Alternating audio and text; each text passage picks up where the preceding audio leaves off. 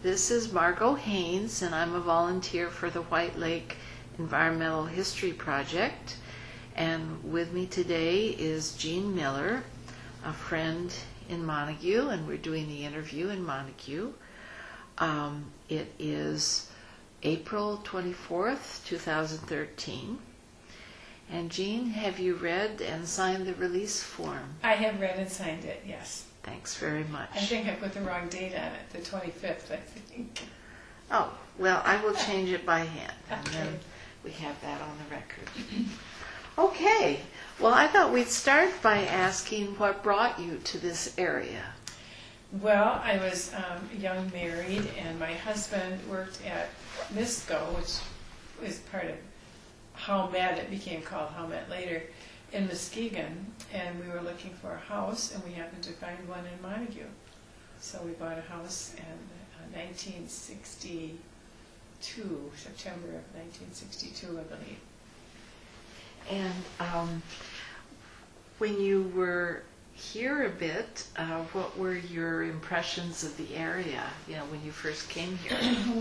We really liked it. We're both from up north in Manistee County, and so we liked the small town atmosphere. It actually was a larger small town than the ones we were from, and we liked it much better than we liked living in Muskegon. What small town were you from originally? Well, I lived on a farm between, it's like 12 miles from Crystal Mountain, towards Music. Went to Music High School. Okay. Did you have any early thoughts about the chemical companies when you came in 1962? I probably hardly even knew they were here. We certainly didn't have any thoughts about them. Didn't hear anything about them at all at the time, other than that they were good places to work for people because people were well paid, and that people thought of them as a good thing when we moved here. And what are some of your earliest memories of the White Lake area, as far as, other than the chemical companies, what things were you aware of besides the small town? I'm not sure what you were asking. Just the environment. Well, we thought it was a lovely town and a nice area, and we really liked living here.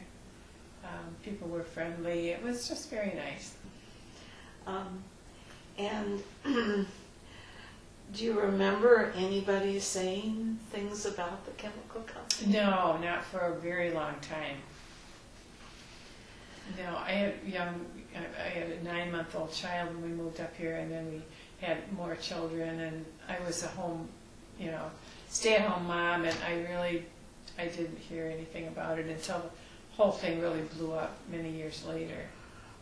Had you moved by the time you started hearing about the controversy, or were you still in your first house? We were still in our first house, and strangely enough, we were in the process of buying a house on White Lake. So, we were a bit intimidated by what we were hearing about the water quality. But we did go ahead and buy the house on White Lake. And what were you hearing, if you can remember? Well, it was in the midst of demonstrations and protests, and all of that was going on. We heard about it building up to that somewhat, but it all sort of really, became a topic of conversation in the paper and all of that, kind of all of a sudden. Did it seem to be one source of the problem and concern, or were there several things? Mainly it was, the air quality people talked about, the bad smells of chemicals, and also a big concern everyone had was the lake. White Lake being contaminated and unfit for fishing and swimming and all of those things. So how did you reconcile that in order to buy a house? It's strange, isn't it? I'm sure we did it.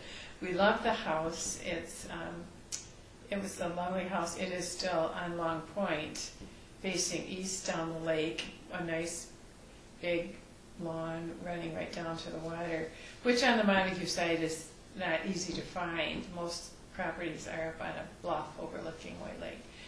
And, you know, we always wanted to live on the lake, and so we just went ahead and did it. And what year was that when you moved? We moved in 1980, September. And were you still an at-home mom No, at that time? no, I had been working at Montague Area Public Schools for quite some time by that time. Oh, maybe 8 years or 7 years, something like that. Mm-hmm. Mm-hmm. Did you hear any discussion at the school at all? Oh, yes. People talked. Everybody was talking about it. Yes. I think I told you the story about my niece. She and her husband had just gotten married and were renting an apartment in Montague, talking about, and in front of my son, who was about 7 years old at the time. And he, I'm sure, was hearing all this, and we never stopped to think that he was curious about it because he didn't ask. And I told you the story about him saying, "What is hooker anyway, poop?" Because he just thought, everyone talked about it like it was so awful, and I'm sure that was the most awful thing he could think of. That was very funny. Once you lived on the edge of White Lake, did you notice anything yourself? Well, we didn't use the lake for swimming at all.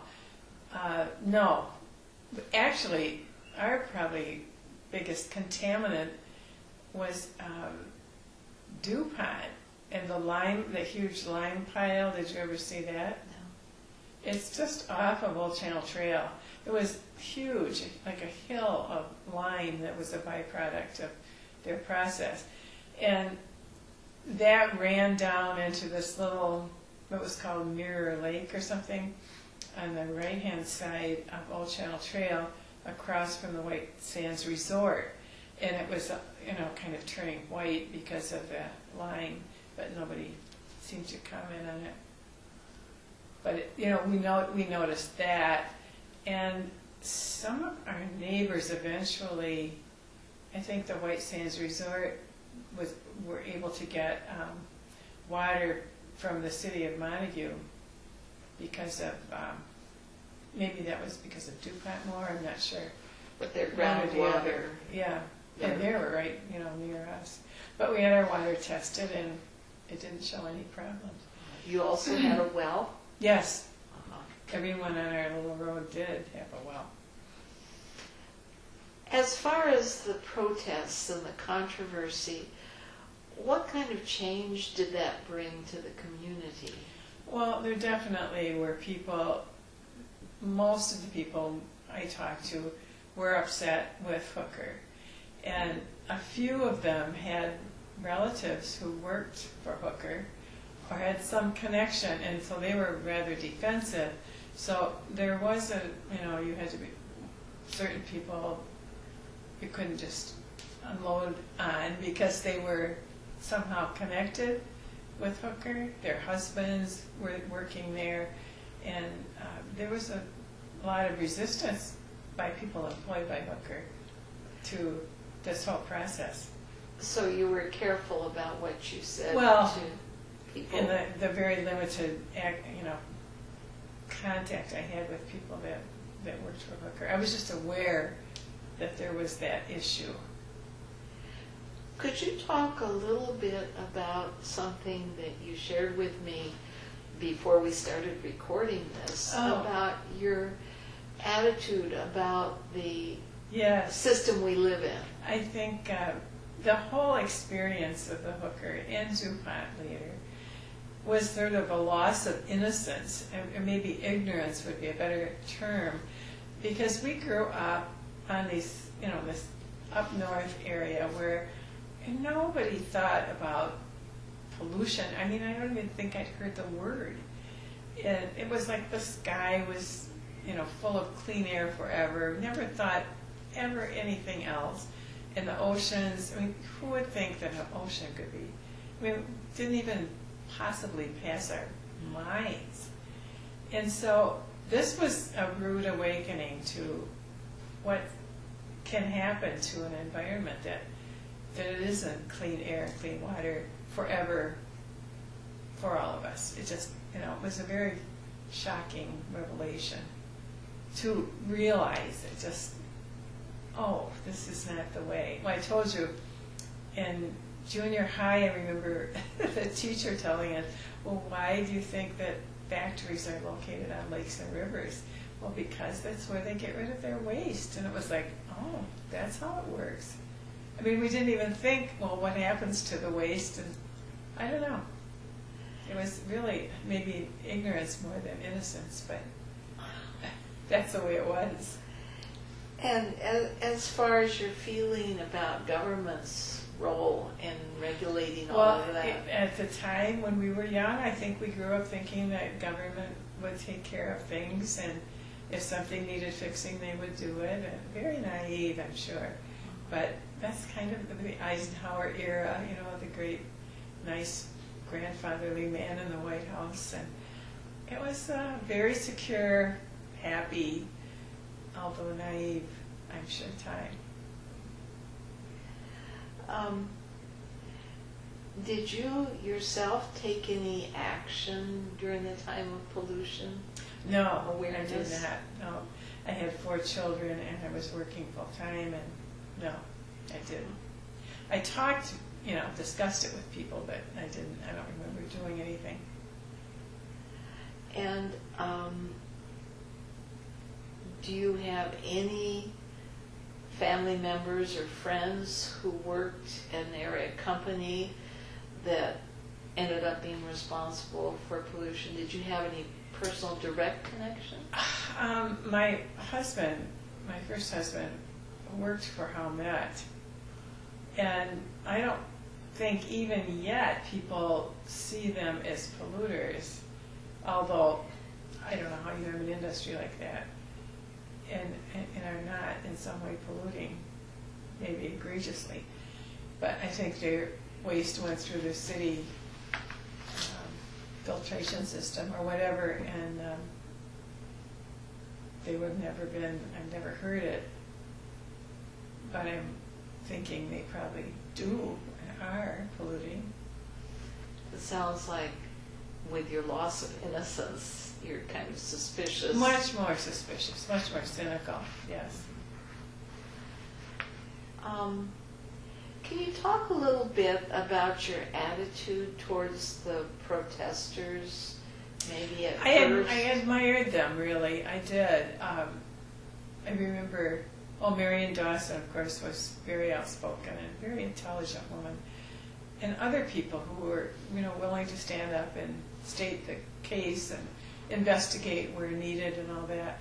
I remember there was some incident, I can't remember if it was with the cleanup or what. Maybe that was it, where they were bringing in waste from other places to put in this vault. And at least it was suspected, and people got in front of these big trucks to stop them from bringing them in. Of course, I'm sure they didn't actually stop them, but I think Ralph Rose was one of them. And, I admired any and all of them who did those things. I did, even though I didn't do it myself. And that would have been with Hooker, the yes, I think waste? I think it was with the Hooker waste vault at that point. I'm not exactly sure, but I think that's when it was, when they were supposedly built a vault for the waste here, and then here they were bringing it in from other places. So. What did you think of the companies that were eventually found responsible for the pollution? Isn't it something? Because I think we always thought of DuPont as being sort of a stellar company.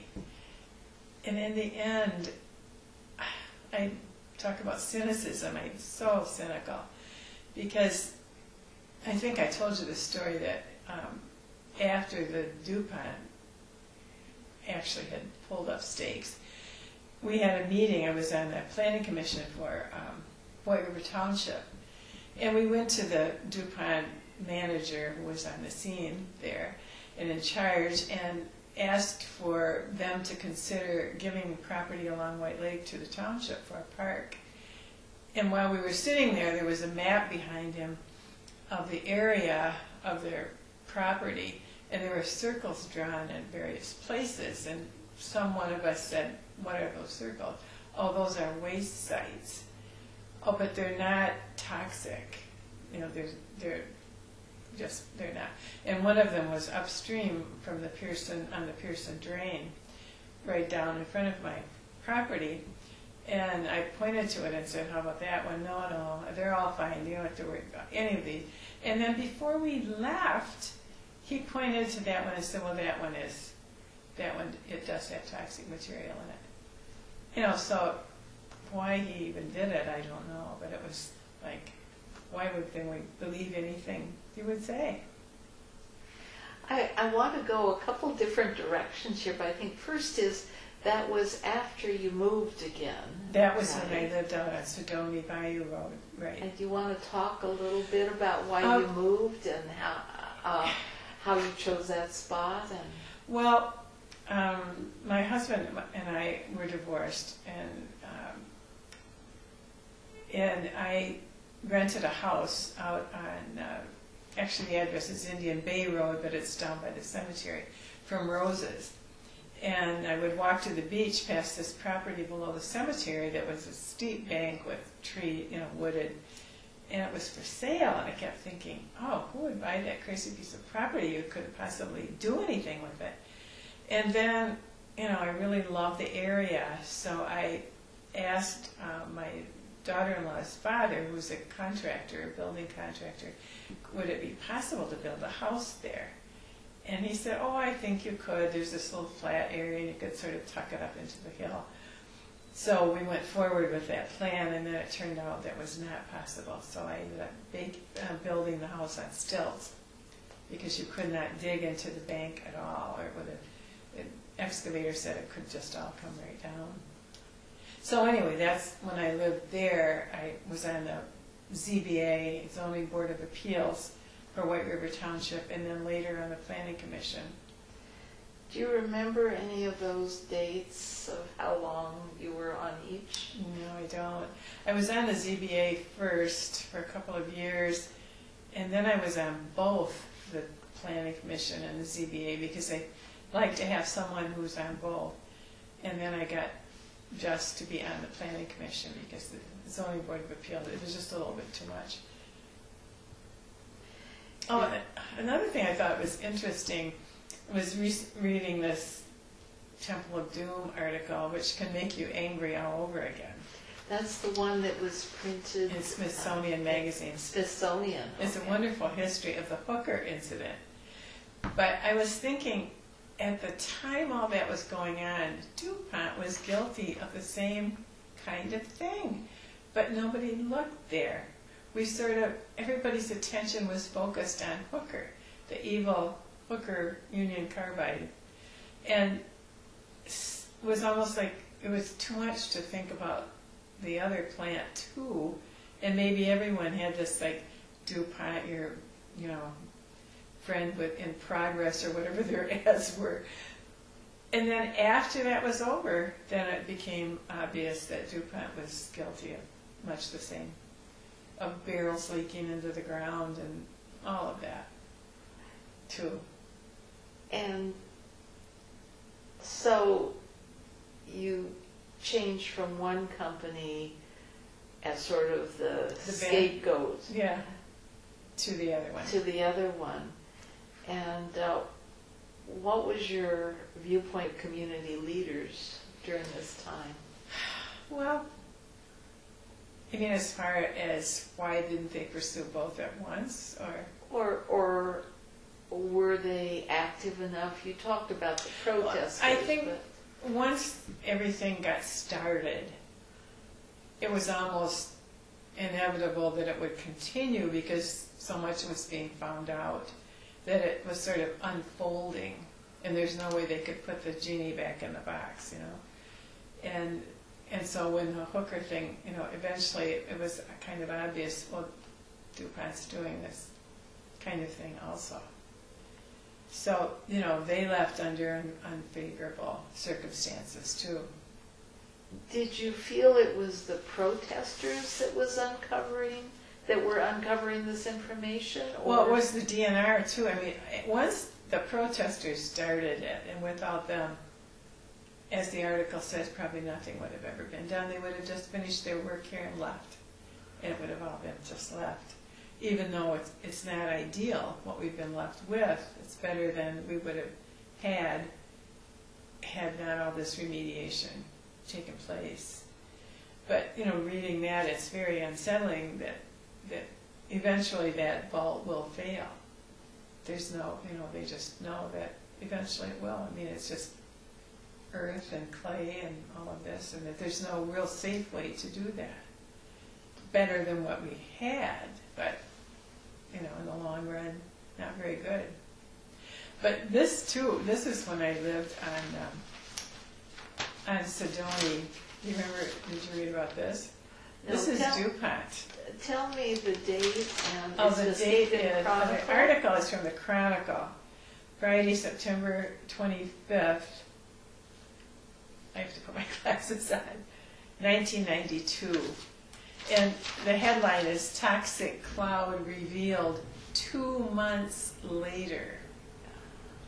They had a leak of hydrochloric acid, and they claimed not to have realized it was significant, hardly knew that it happened. But do you know where Pigeon Hill is? It burned trees over there, burned pine trees to the point that they turned brown and the needles fell off.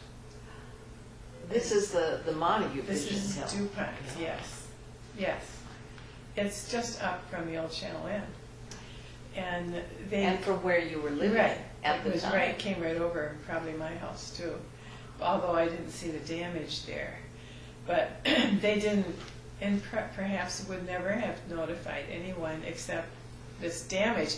And when you came down the hill towards the bayou from town, the Old Channel Trail, you could see this swath of burned pine trees, tops. And anyway, they didn't, and then they, the DNR said there was very little they could do to find out exactly what happened 2 months later. But it was 2 months later that they did contact people who lived in that area. But it just, hydrogen fluoride is particularly nasty, and you need exercise and caring for it. It can kill you. It can burn all your breathing, your respiratory system. It can just, it says it's one of the most powerful acids known to man, and to let any of that go without any indication, it is atrocious, said A. Winton Dahlstrom. Dahlstrom was really one of the heroes of the whole thing. I mean, he took a lot of abuse from people. People were very angry at him, but he was right out there in front with Marion Dawson. And being a lawyer, he was very well equipped to deal with all of it. And he never stopped the fight. I mean, he was one of the real heroes of the thing. Did you know him personally? Yes, I did. I became pretty good friends with his wife. We were in a video club together into her declining years after his death. But I knew him, and one time, for some crazy reason, I went ice skating with him down at the Walker Arena. I don't know how that came about, but it did. Yeah, but anyway, this is just an indication of it's really very funny. It's almost silly. After this happened, they called my house, and they did contact you and said that this had happened, and they regretted it, and da-da-da. And for a couple of years, they sent me a Christmas card, "Dear Neighbor." And then they did, then of course they were leaving after that. But it was like, oh, come on. You're sending me a Christmas card? I'm now your neighbor. I never was before. But, so I'm very cynical about a lot of, a lot of that kind of thing. You were probably still on the planning commission when this happened? I can't say for sure. I don't know for sure if I was or not. Do you This know was 92. That was about, I maybe wasn't even on it yet. I don't know. I'm not sure. Well, I wondered what your viewpoint of the local government was, or the state government, after that happened. You mean this particular incident? The hydrochloric cloud. I guess you just kind of despair that anybody is really keeping track of all this, and maybe the difficulty in doing that with so many businesses or chemical companies, factories that could be doing this kind of thing. I today think that the regulation is way too lax. You hear pressure to get rid of regulation, and I think it's ridiculous. If anything, we need more regulation on many of these things, and I think it's a crime almost that I think so many people it's all been cut back now due to financial constraints and political reasons. I mean, because we have the financial constraints, the political reasons can gain ascendancy when they might not otherwise. And so we have less protection on almost all fronts. I'm sure the FDA, the health department investigating cleanliness in restaurants and all of that. You wonder how much we're losing in our health and safety because of all this. Well, what do you think about, on a more positive notes, what do you think about the efforts to clean up White Lake? I'm happy that they're taking place. They seem to be effective according to what I read in the paper, and that's a good thing. But I have heard that they've talked about putting a swimming dock down at Maple Grove Bathing Beach again. And I think, isn't that just kind of pushing it a little? Why? What do you mean? Because it's not very far from there that you have all this stuff down on the bottom of the lake where the pipes came down from Hooker. It's not that far from the bathing beach. And there's stuff down there, I think, that they just decided they couldn't get out. And I mean, it seems like that's not good logic.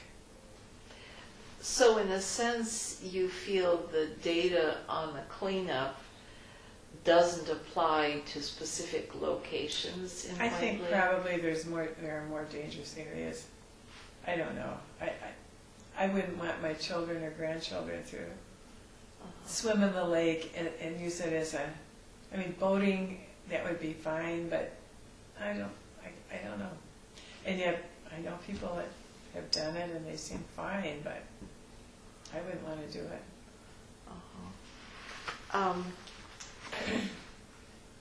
What do you envision for the future of the White Lake area?